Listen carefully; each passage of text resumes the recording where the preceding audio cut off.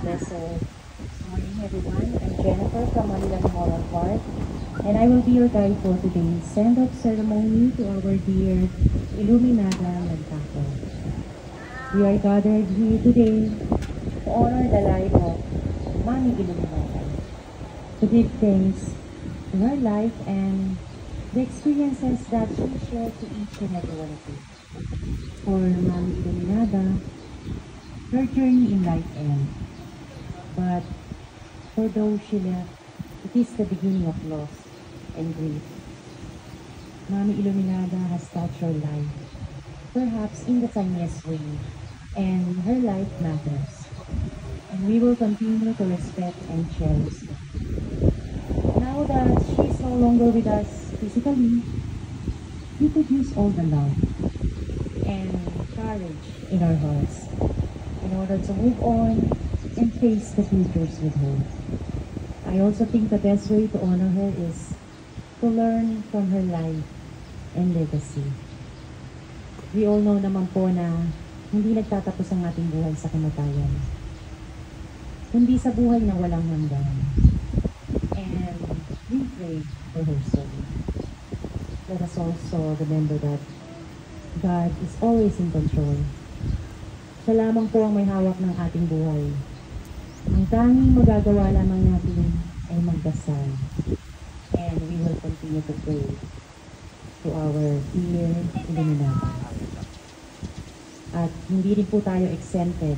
Every time we lost our loved ones, there is always sadness. And sometimes, it becomes a traumatic experience to all of us.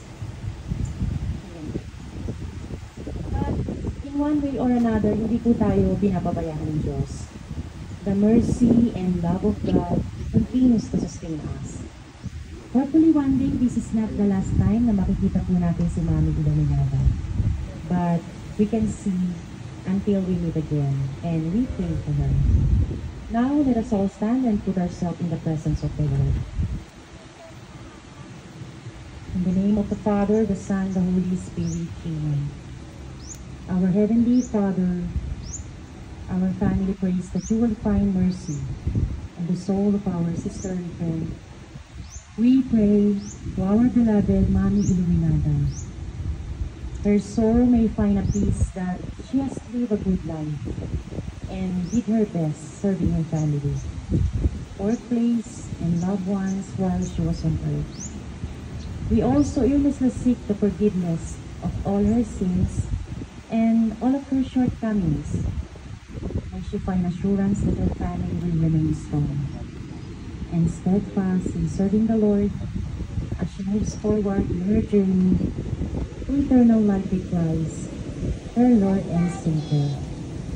Dear Father, take her soul with your kingdom and let perpetual light shine upon her. May she rest in your peace. Amen. Our Father in heaven, hallowed be thy name. Thy kingdom come, thy will be done on earth as it is in heaven.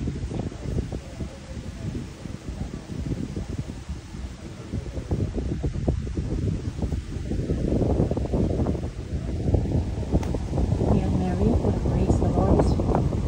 Blessed are you among women, and blessed is the fruit of thy womb, Jesus.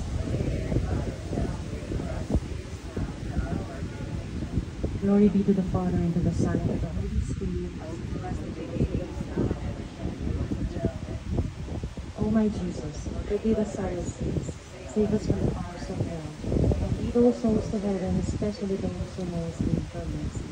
Eternal rest grant unto Iluminada, Lantaco, O Lord, and perpetual life. Make sure rest in peace. Amen. In the name of the Father, the Son, and the Holy Spirit. Amen. Kindly take us for